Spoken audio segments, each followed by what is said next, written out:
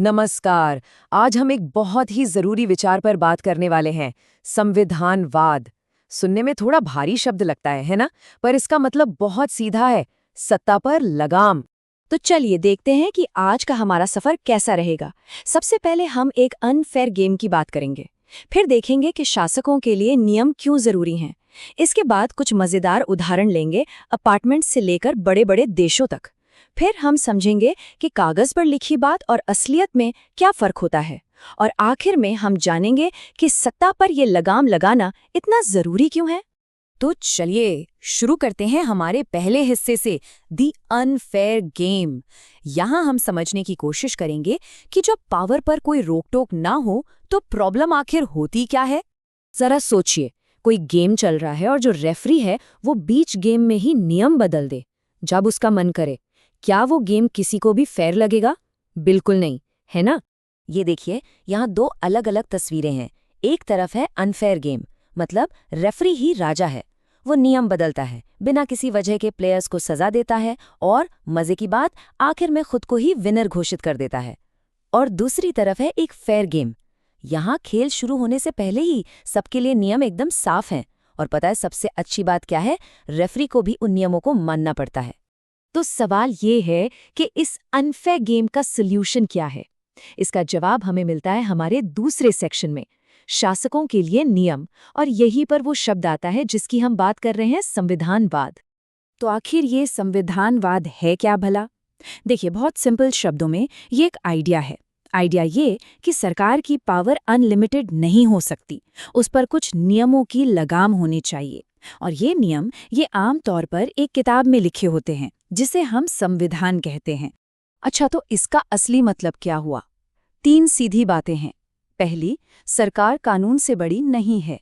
दूसरी, जो नेता हैं वो अपनी मनमानी नहीं कर सकते। और तीसरी, सबसे जरूरी, आम नागरिकों के पास कुछ ऐसे अधिकार होते हैं जिन्हें कोई छीन नहीं सकता। अब देखते हैं कि ये पूरा सिस्टम काम कैसे करता है। देखिए, संविधान क्या है? एक रूल बुक जिसमें सारे नियम लिखे हैं। लिमिटेड पावर का मतलब है सरकार को बता दिया गया है कि उसकी हदें क्या हैं। रूल ऑफ लॉ यानी कानून सबके लिए बराबर है, चाहे वो प्रधानमंत्री हो या आम आदमी। सेपरेशन ऑफ पावर्स, इसका मतलब है कि पावर को बांट दिया जाता है ताकि सारी ताकत किसी एक के हाथ में ना आ जाए। फिर आती है अकाउंटेबिलिटी, मतलब नेताओं को जवाब देना पड़ेगा। और आखिर में राइट्स प्रोटेक्शन, जो हमें और आपको गारंटी देती है कि हमारी आज़ादी सुरक्षित है। तो अगर एक लाइन में कहें तो संविधानवाद का मतलब है पावर तो है पर बाउंड्री के साथ, शक्ति लेकिन सीमाओं के अंदर। बस यही है इसका पूरा सार। चलिए, थियोरी तो बहुत हो गई, अब इसे असल जिंदगी के उदाहरणों से समझते हैं। तो पेश है हमारा तीसरा सेक्शन, अपार्टमेंट से लेकर देशों तक। कल्पना कीजिए कि कुछ लोग एक अपार्टमेंट में रहते हैं। अब एक सिचुएशन है जहां कोई रूल नहीं है। एक रूममेट है जो सारे फैसले खुद लेता है, जब मर्जी नियम बदल देता है, कभी भी किसी का खाना खा जाता है। क्या होगा? रोज लड़ाई, है ना? अब दूसरी सिचुएशन सोचिए। सबने मिलकर घर के कुछ नियम बनाए हैं और उन्हें लिख लिया है। अब चाहे कोई कितना भी पुराना रूममेट क्यों ना हो, उसे भी वो नियम मानने पड़ेंगे। यही फर्क है। और ये आइडिया सिर्फ घर या अपार्टमेंट तक ही नहीं है। चलिए एक बड़े देश का उदाहरण लेते हैं, जैसे कि अमेरिका। वहाँ क्या है? एक लिखा हुआ संविधान। ये संविधान साफ साफ बताता है कि प्रेसिडेंट क्या कर सकते हैं और क्या नहीं। ये पावर को प्रेसिडेंट, कांग्रेस और कोर्ट्स के बीच बांट देता है।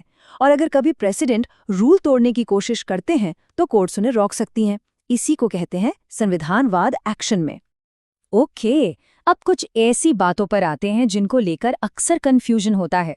हमारा चौथा सेक्शन, पेपर वर्सेस प्रैक्टिस, यानी कागज पर क्या है और असल में क्या होता है। एक बहुत ही बड़ा सवाल है और अक्सर लोग इसमें गलती करते हैं। सवाल ये कि क्या किसी देश के पास अगर संविधान है तो इसका मतलब ये गारंटी है कि वहां संविधानवाद भी होगा? और इसका सीधा सा जवाब है बिल्कुल नहीं। हमेशा ऐसा नहीं होता।